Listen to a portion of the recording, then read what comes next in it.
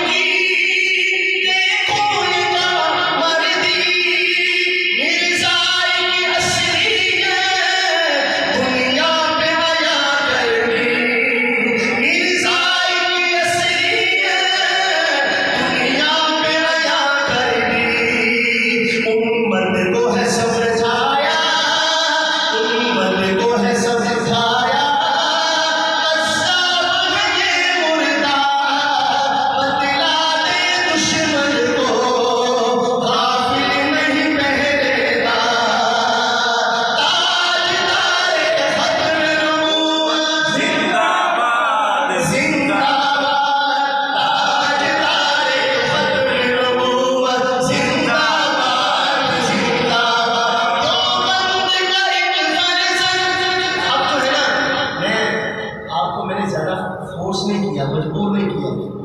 जब मैं शेर पढ़ूंगा नाम आएगा शख्सियत का और ये मस्जिद की छत तक आपकी आवाज़ ऐसे जाके लगाए तो पता चले कि आप जाग रहे। तैयार है सारे? अगर आप कहते हैं मैं शेर पढ़ दूँ वरना छोड़ देंगे, तैयार है सारे?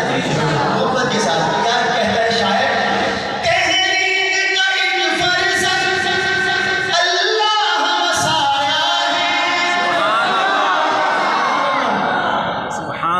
मजा नहीं आया। वैसे कहने को तो मैं ये भी कह सकता था कि इंडिया का आवाज़ है, इंडिया तो थोड़े है भी गिरे, लेकिन बड़ी कम खुली छुट्टी दी थी कि छत तक आवाज़ पहुँचाई, पता चले कि टकराई आवाज़ है।